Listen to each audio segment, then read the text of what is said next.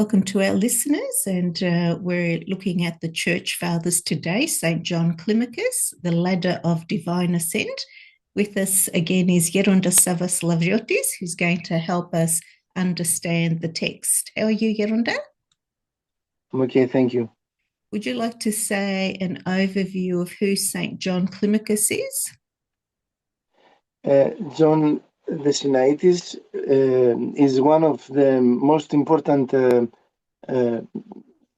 monks, we can say, that represent the ascetic life of our church.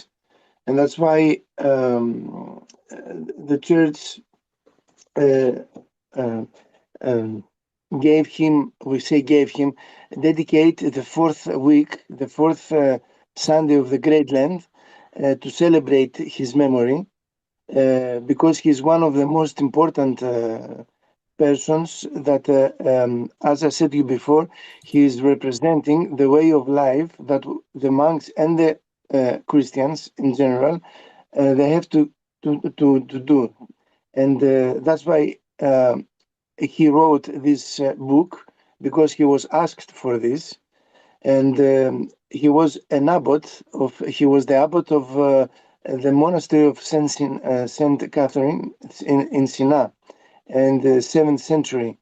And his work of this book is so important that also a lot of psychologists and other people that they are not belong in the Christianity, they say that it's very important because with this book, someone is able to understand the way that the human soul is working and the passions.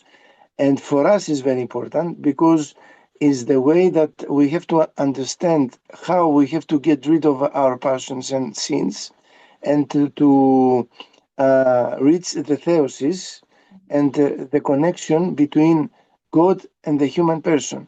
That's why it's very important, and that's why the church is honor him by giving him the fourth Sunday in his memory, to remind us how important is, and that our goal as human beings is to be gods, to reach theosis, and with this to help also other people to clean themselves inside, and to reach the salvation.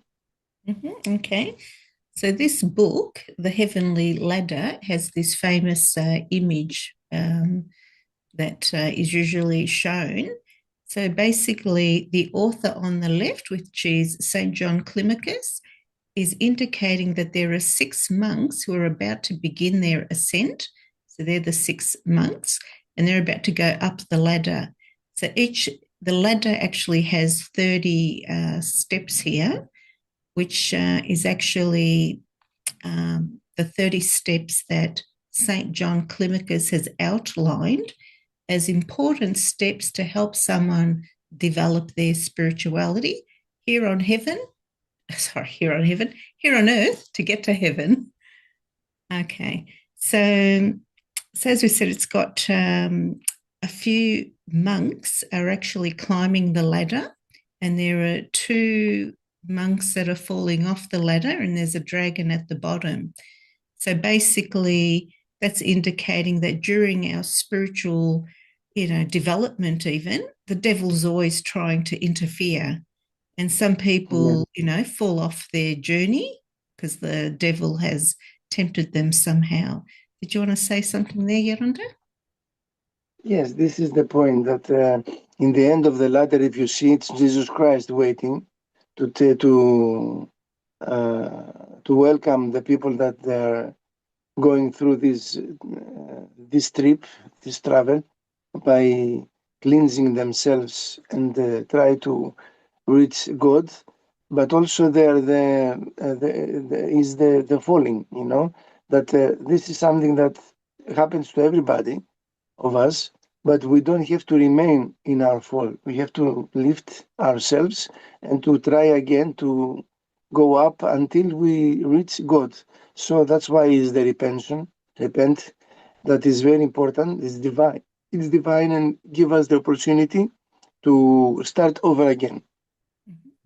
Yeah, so for the listeners, we're in the Internet Archive, which is an online library, and we've done a search to find this book, which is available in full text for free. And that's how you can come back and read it in detail. We will give an overview here because it is quite a lengthy book. So St. John Climacus, The Ladder of Divine Ascent, has been translated by Archimandrite Lazarus Moore. Okay, and we'll just continue on to the contents page probably. Here we go. So the contents page, just at a glance, obviously they're going to introduce a few things here and some letters, and then it goes on to the different steps, which are the key points. That'll start on page 49. All right, so let's find page 49. Let's go to let's just go here for a sec. Actually, I think. All right, so step 1 on the renunciation of the world.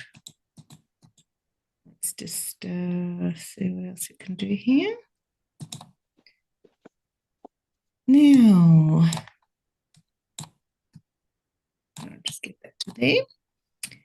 Now, let's just have a look at something here. Okay, I'm just having a glance at how this is set up.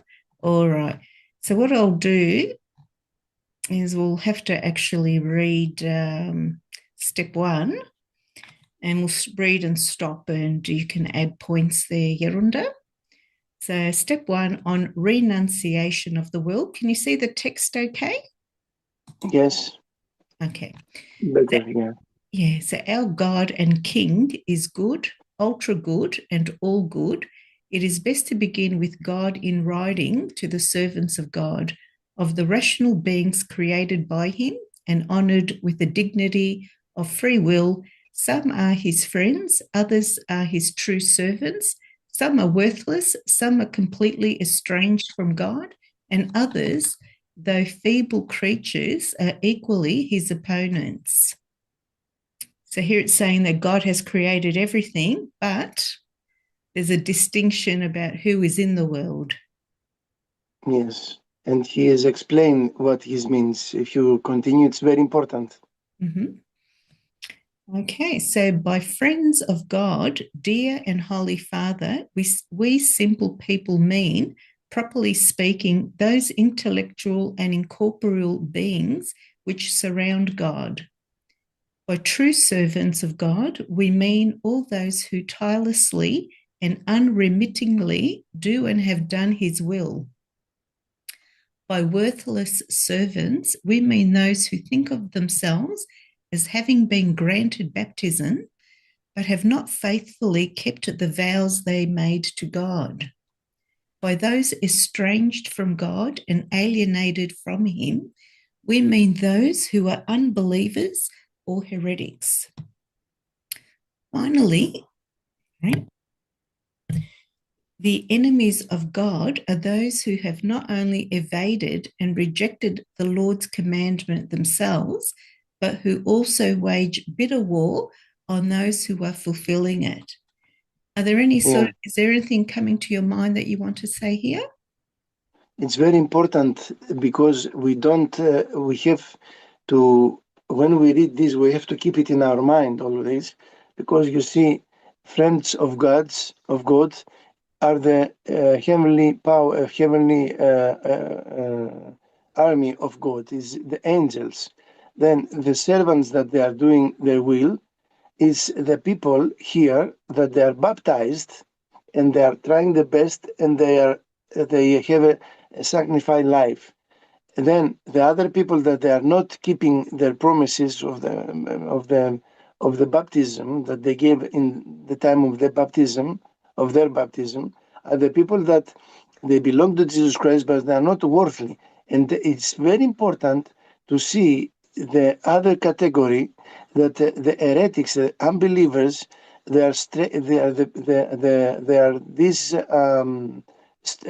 people that they are not connected and they are against God, we can say. So this is something that we know, for example, now they are changing so much all these pathetic theory of what we have to do, that they say that all the people are able to be saved. It doesn't matter who you believe. You have to be a good person, and that's all. But we see here that the first thing that the saint is giving us is that if you are an heretic or an unbeliever, you are against God and you are not able to be saved. So you see how the distance between the Holy Fathers and the today in brackets fathers of the church, what they say and what they have to say. It's very important. Yeah, and it's interesting, as you said, like there are the true servants who do his will, and then there are the worthless servants who, even though they're baptized, cannot do his will. Exactly. So, okay. And then, of course, there was also those who were estranged from God or alienated, such as the unbelievers or the heretics. All right. Yes. Now, so each of the classes mentioned above might well have a special treatise devoted to it, but for simple folk like us, it would not be profitable at this point to enter into such lengthy investigations. Come then in unquestioning obedience, let us stretch out our unworthy hand to the true servants of God, who devoutly compel us and in their faith constrain us by their commands. Let us write this treatise with a pen taken from their knowledge and dipped in the ink of humility, which is both subdued yet radiant. Then let us apply it to the smooth white paper of their hearts, or rather rest it on the tablets of the Spirit, and let us inscribe the divine words, or rather sow the seeds. And let us begin like this. Now, so in step 1, there's point 3, God belongs to all free beings.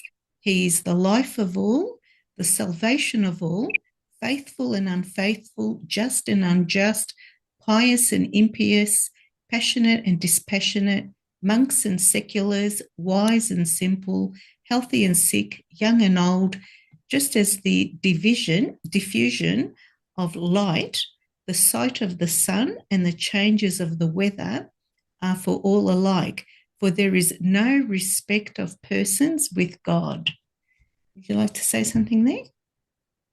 It's very obvious. I think that God is for everybody and try to save everybody, and but how this is going to happen, we will see below. All right, so point 4. The irreligious man is a mortal being with a rational nature, who of his own free will turns his back on life and thinks of his own maker, the ever existent, as non-existent. The lawless man is one who holds the law of God after his own depraved fashion and thinks to combine faith in God with heresy that is directly opposed to him. The Christian is one who imitates Christ in thought, word, and deed as far as is possible for human beings, believing rightly and blamelessly in the Holy Trinity. Do you want to say anything there? Yes. Now, Saint John is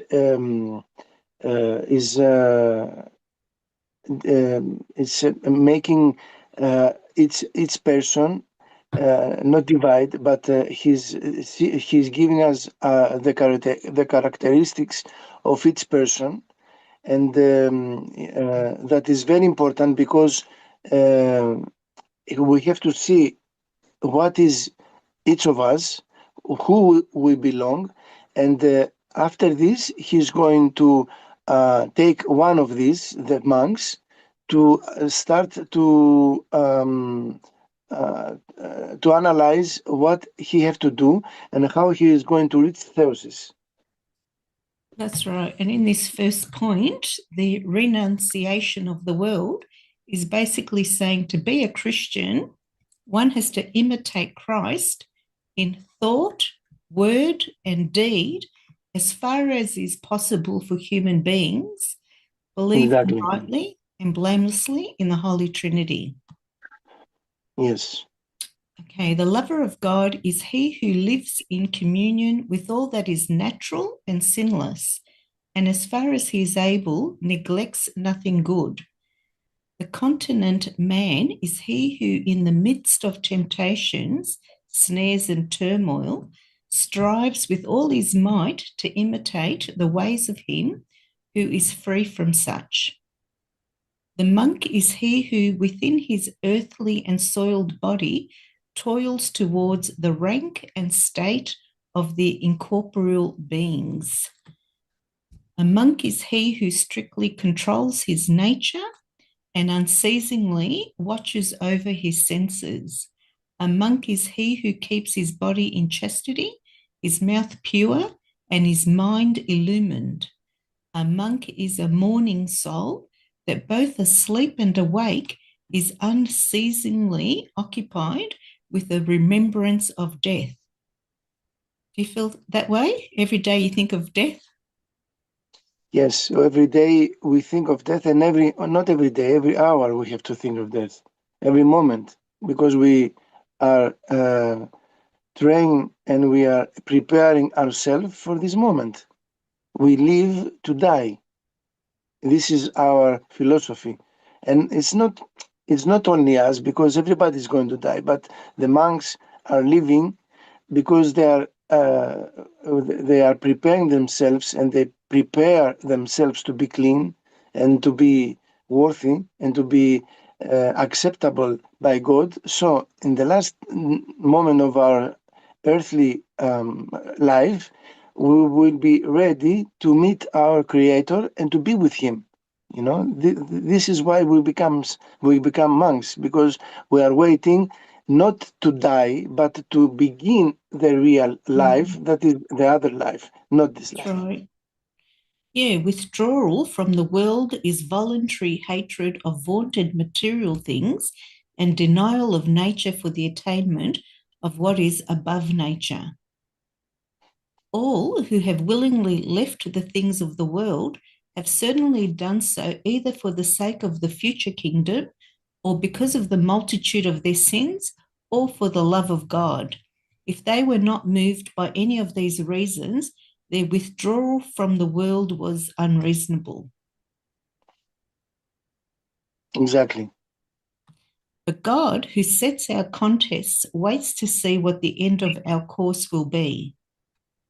So the man who has withdrawn from the world in order to shake off his own burden of sins should imitate those who sit outside the city amongst the tombs, and should not discontinue his hot and fiery streams of tears and voiceless, heartfelt groanings until he, too, sees that Jesus has come to him and rolled away the stone of hardness from his heart and loosed Lazarus, that is to say, our mind, from the bands of sin, and ordered his attendant angels, loose him from passions and let him go to blessed dispassion. Otherwise, he will have gained nothing. Do you want to say something there? Here it seems that the monks, that also, it's not only for the monks, but also for the other people, that they are mourning their sins and they repent for what they've done. They have to continue to do it until they will see that Jesus Christ, He will come and release them from not only the sins, but also from the passion, from the passions that they are connected, because it's very important to understand, and this is revealing something very important, that whatever we do, we are not able to release the passions from inside. We have to wait Jesus Christ to come to release us from this, and that's why we are waiting Him. The work that we do is that we have to ask for him, to beg him, and to pray to take these passions from us. It's very important. Only Jesus Christ can come and release us from this, you know. That's That's why right. it's very important. Yeah, it's very important to read these texts because whatever we say, of course, whatever we say and I say, it's according to the Holy Fathers. But what we are doing now, reading the text and going according to the text, is the most important thing, because people, they are not reading anymore the Holy Fathers. They don't take under consideration this, and they don't. The most important, they don't analyze all these things. That's right. Yeah, so if you don't head towards Jesus, otherwise you will have gained nothing. When life Exactly. ends, you will have gained nothing, no everlasting Exactly. life. Those of us who wish to go out to Egypt and to fly from Pharaoh certainly need some Moses as a mediator with God and from God, who, standing between action and contemplation, will raise hands of prayer for us to God, so that guided by him we may cross the sea of sin and rout the Amalek of the passions. That is why those who have surrendered themselves to God deceive themselves if they suppose that they have no need of a director. So Yes. if someone doesn't realize they need Jesus or they need direction from Jesus, they've deceived themselves. So, so this is essentially point one, the renunciation of the world. Step one. Yes, and this is saying that we need a spiritual father to guide us to Jesus Christ and to guide us to the spiritual life. That is something that is very difficult. The spiritual life is not something simple. I have a lot of traps inside that if you don't know how to escape, you will be trapped forever there. You know, that's why we need someone very expert in the Mm. spiritual life to guide us and to humiliate us and to help us to conquer the virtue, and also to be humble, because to be humble you need as a spiritual father to be there for you and to obey to him. Otherwise, you can do nothing. You need to read the Bible. Also, Mm.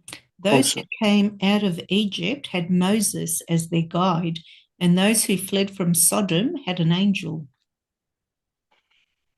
So what we'll yes. do, Here says that the people that they left Egypt, that Egypt is symbolize the passions and the sins, and also the Sodom is a symbolism, the symbolism of the sins, and the life that don't is not according to the to the will of God. Uh, Now, Saint John says that these people need a guider. So we that we are in this state, we also need a guider, to a spiritual guider to lead us to God. mhm. That is why they need a helper, an angel, so to speak, or at least one equal to an angel. Exactly. So we need a director, it's saying here. Okay. Do you think that covers enough of step one? Do you want to go to step two, or you want to keep going like this? I think we have to go like this because we will find many, many important things inside. Okay, so this will be our Yeah. new 10-month study at this rate. Well, who knows? But it Who will knows? be, for sure, it will be very important and very helpful for all the people, you know, because we Okay. have to take all the meaning from this. Mhm. Yep. So, for in proportion to the corruption of our wounds, we need a director who is indeed an expert and a physician. We need someone who's an expert to explain things to us, but we also need a physician who heals. Yes, this means that the person that we are uh, choose that to be our spiritual father, must have this experience and have to go through this to go through this, and so he knows he's an expert. He's not. He's a captain and not a sailor. No. Mm. Those who aim at ascending with the body to heaven need violence indeed and constant suffering, especially in the early stages of their renunciation, until our pleasure-loving dispositions and unfeeling hearts attain to love of God and chastity by visible sorrow. A great toil, very great indeed, with much unseen suffering, especially for those who live carelessly, until by simplicity, deep angerlessness, and diligence, we make our mind, which is a greedy kitchen dog, addicted to barking, a lover of chastity and watchfulness. But let us who are weak and passionate have the courage to offer our infirmity and natural weakness to Christ with unhesitating faith and confess it to him, and we shall be certain to obtain his help, even beyond our merit, if only we unceasingly go right down to the depth of humility. Exactly. So it sounds like what they're saying is in the start, when you're trying to take the right road, that there's a lot of violence that occurs. Yes, and a lot of yes, a Suffering. lot of yes, and a war, because the devil is trying to put you back where you was, and you are fighting to go out of this because you are weak in the first steps, and you need more the power of Jesus Christ to help you to go this path. It's very difficult. Yes, it's a great toil, it says, especially for those who are living very carelessly, until by simplicity, things change. Yes. Okay. All who enter upon the good fight, which is hard and narrow, but also easy, must realize that they must leap into the fire if they really expect the celestial fire to dwell in them. Yes. But let everyone examine himself, and so let him eat the bread of it, which its bitter herbs, and let him drink the cup of it with its tears, lest his service lead to his own judgment. If everyone who has been baptized has not been saved, I shall be silent about what follows.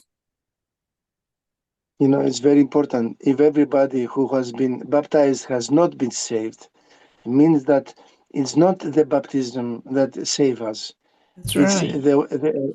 give us the opportunity to be saved, but it's up to us. We have to go through this. We have to work our life to save ourselves. It's not free.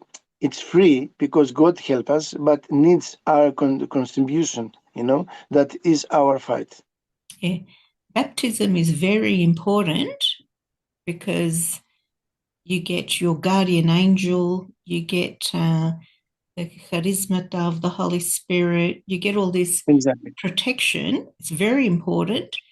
But if your actions aren't going to be leading towards Jesus, it's not going to save you, even if you've been baptized. Exactly. Yes. Okay. Number 10, those who enter this contest must renounce all things, despise all things, deride all things, and shake off all things, that they may lay a firm foundation. A good foundation of 3 layers and 3 pillars is innocence, fasting, and temperance. Let all babes in Christ begin with these virtues, taking as their model the natural babes, for you never find in them anything sly or deceitful. They have no insatiate appetite, nor insatiable stomach, no body on fire, but perhaps as they grow in proportion as they take more food, their natural passions also increase. Yes, this is how we have to set our foundation in these 3 pillars. is innocence, fasting, and temperance. Meaning that we have to work in these three pillars to establish the virtue in these three pillars, because otherwise it's not be able to build your house, the virtue, if you don't have these three pillars, these three virtues. That's very important. Point 11. To lag in the fight at the very outset of the struggle and thereby to furnish proof of our coming defeat is a very hateful and dangerous thing. A firm beginning will certainly be useful for us when we later grow slack. So what does that mean? A soul? Yes. Okay, a soul that is strong at first, but then relaxes, is spurred on by the memory of its former zeal. And in this way, new wings are often obtained. Yeah, meaning that you have to begin with your spiritual life with zeal. You have to begin with power, with to be strong. Because even if in the middle of your road you are losing power, and you are losing uh, uh, uh, the desire to continue, because sometimes it happens, you have to remind yourself how you began, that you was hot in the spiritual life, the zeal was there all the time, and then you, by remembering your beginning, it will give you, it will push you to finish your road. Point 12 here. When the soul betrays itself and loses the blessed and longed for fervor, let it carefully investigate the reason for losing this, and let it arm itself with all its longing and zeal against whatever has caused this. For the former fervor can return only through the same door through which it was lost. Exactly. If we are losing our zeal and the passion that we have to go back and to see why we lost it, what we've done, and stop this. And by this is gain again the desire that we had to continue our road. That's right. So it's always important because we often, fall, we try, we fall, we get up, we try again. But when you fall, you should analyze what went wrong. Why did this happen? Exactly. To strengthen yourself spiritually. The man who renounces the world from fear is like burning incense that begins with fragrance but ends in smoke. He who leaves the world through hope of reward is like a millstone that always moves in the same way. But he who withdraws from the world out of the love for God has obtained fire at the very outset, and like fire set to fuel, it soon kindles a larger fire. Yeah, here is analyzing the three kind of people that they go out of the world and they go to become monks. The first is the one that he's doing for his sins, but if you do this without something more, it's like you repeat yourself and you remain stable. You don't proceed yourself to the spirituality. The other one is because he wants to be to the heaven, but also this is not the right reason that we are going out of this society. The right reason is because of the love of God, and if you do it for this reason, then you are you have how can I say in English? Your spiritual life is growing every day, because it's not something that will keep you away from Christ, but this love, growing this love for God, you are going higher and higher in the spirituality. And this is very important. Number 14, some build bricks upon stones, others set pillars on the bare ground, and there are some who go on a short distance and, having got their muscles and joints warm, go faster. Whoever can understand, let him understand this allegorical word. Yes, very allegorical. It means that the people that they build bricks upon stones is that they add their how can I say uh, uh, what they believe on the stones, but it's not the same thing to build bricks on the stones. It's not matching. You have to continue with stones, not with bricks. It means that you are doing your will, and this is not leading you somewhere. Or the others that set pillars on the bare ground means that you don't have to set the pillars on the bare ground, but you have to set it in a steady ground that it's like a cement, and you don't do what you have to do to build your house. But the third one, that he's not building, but short distance. He's going short distance and having their muscle and joint warms means that the person that actually he's beginning his spiritual life not in a good condition, but after this he's getting warm with the love of God, then this is the person that proceed his spirituality and goes toward to Jesus, because we have to know that we don't have to go towards to Jesus by a static to be static, to be there. We have to go, we have to run towards Jesus and not to build something that it will be static. That's right. I'll just quickly check how many. There's a few points here, so we'll have to leave it just there and come back Okay. to point 15 next time. So, final words for the listeners? The final words from the listeners is that this book, especially this book, is the most important book, one of the most important books of the Christianity and of the spiritual world of Christians. And if this book, someone is able to understand it and to do what this book says inside, then his spiritual life will be, how can I say, it will be genuine and help him to go towards Jesus Christ. It's a book that reflects all the sense and the act of the our church, and they are the secrets, we can say, of the spirituality, how to conquer spirituality. That's why it's one of the most important books of Orthodoxy. Mm. Yes, definitely covering things, in great detail, that's for sure, to help people develop their spirituality. All right, Exactly. thanks, Geronda, and have God bless you and our listeners, and see you next time. God bless you.